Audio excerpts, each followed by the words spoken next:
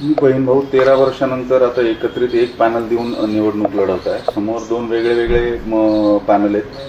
काय तुम्हाला तुम्ही ना वाटतं? मला बहीण भाऊ म्हणणं बंद करा. नाही वाद कायला करता, हिंदी मराठी वाद करू नका. नमस्कार, तुमच्या सर्वांचं स्वागत करतोय आपल्या चॅनलवर. मित्रांनो, सध्या महाराष्ट्रामध्ये राजकीय वातावरण मोठ्या प्रमाणात तापलेलं आहे. महाराष्ट्रामधील नगरपंचायत, स्थानिक स्वराज्य संस्थांच्या निवडणुका चालू आहे. तर त्याच पार्श्वभूमीवरती काल दोन घटना घडल्या. त्या ठिकाणी ज्या आहेत ते पंकजा मुंडे यांनी सांगितलं की धनंजय मुंडे हा माझा भाऊ नाहीये, त्यामुळे आम्हाला भाऊ बहीण म्हणू नका. आणि त्यासोबत मनोज जरांगे पाटील यावरती रिॲक्ट होत म्हणाले की हिंदी मराठी वाद नको. तर नेमकं हे प्रकरण काय आहे आपण संपूर्ण माहिती पाहणार आहोत. परंतु तत्पूर्वी तुम्हाला विनंती असेल, आपल्या चॅनलवरती तुम्ही जर नवीन असाल तर चॅनलला नक्कीच सबस्क्राईब करा. तर मित्रांनो, सध्या स्थानिक स्वराज्य संस्थांच्या निवडणुका चालू आहे, त्यामुळे संपूर्ण महाराष्ट्रामध्ये प्रचाराचा रणधुमाळ चालू आहे. आणि त्यासोबत महाराष्ट्रातील वेगवेगळे नेते, वेगवेगळे मंत्री वगैरे हे जे आहेत आपापल्या वेगवेगळ्या प्रतिक्रिया देताना दिसत आहे. त्याच पार्श्वभूमीवरती जे आहे मित्रांनो, बीड मध्ये सुद्धा निवडणूक आहे. आणि त्या निवडणुकीमध्ये गेल्या जवळपास 14 ते 15 वर्षानंतर जे आहे मुंडे बंधू भगिनी एकत्र आलेले आहेत. त्या ठिकाणी धनंजय मुंडे व त्याचसोबत पंकजा मुंडे हे एकत्रित निवडणूक लढवत आहे. या दोघांमध्ये युती झाली आणि त्या ठिकाणी युती अंतर्गत त्या ठिकाणी निवडणूक लढविली जात आहे. तर त्याच पार्श्वभूमीवरती पत्रकारांनी प्रश्न विचारला की पंकजाताई,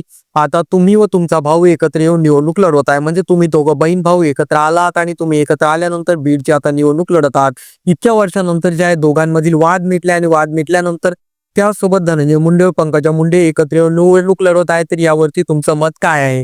तर त्या ठिकाणी बोलत असताना सर्वात अगोदर पंकजा मुंडे यांनी स्मित हास्य करत एक वक्तव्य केलं. त्या म्हणाले की आम्हाला बहीण भाऊ म्हणू नका, आम्ही बहीण भाऊ आहोतच, परंतु त्याही पेक्षा आम्ही राजकारणी आहोत. आम्ही मोठमोठे दिग्गज नेते आहोत. त्यांच्या पक्षाचे ते नेते आहेत आणि माझ्या पक्षाची मी नेता आहे, अशा प्रकारचे त्यांनी वक्तव्य केलं. त्या म्हणाल्या की राष्ट्रवादीचे नेते धनंजय मुंडे आहेत, तर भाजपची नेता मी आहे. आणि त्यामुळे या ठिकाणी बोलायचं असेल तर आम्हाला, जर तुम्हाला आमच्याबद्दल बोलायचं असेल तर भाऊ बहीण न बनता या ठिकाणी आम्हाला राजकीय नेते म्हणून आमचा उद्गार करा आणि त्यानंतर मला प्रश्न करा, अशा त्या ठिकाणी जे आहे पंकजा मुंडे यांनी वक्तव्य केलं.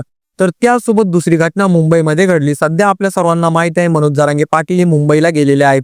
तर मुंबईच्या दौऱ्यावरती असताना त्या ठिकाणी वेगवेगळ्या पत्रकारांनी त्यांना वेगवेगळे प्रश्न विचारले. तर त्याच पार्श्वभूमीवरती मनोज जरांगे पाटील यांना प्रश्न विचारण्यात आला की सध्या महाराष्ट्रातील निवडणुका लागलेल्या आहेत आणि त्याचसोबत मुंबईमध्ये मराठा वर्सेस हिंदी किंवा मराठी वर्सेस हिंदी भाषा या असा वाद पेटलेला आहे. तर यावरती तुमचं मत काय आहे? तर त्या ठिकाणी बोलत असताना त्यांनी सांगितलं, प्रगती झाली पाहिजे हे महत्वाचं आहे आणि त्यासाठी कोणती भाषा काय वगैरे यावरून वादविवाद नको, अशा प्रकारचं वक्तव्य त्या ठिकाणी मनोज जरांगे पाटील यांनी केलं. तर याबाबत तुमचं काय मत आहे खाली कॉमेंट करून सांगा. आपल्या चॅनलवरती नवीन असाल तर चॅनलला नक्कीच सबस्क्राईब करा.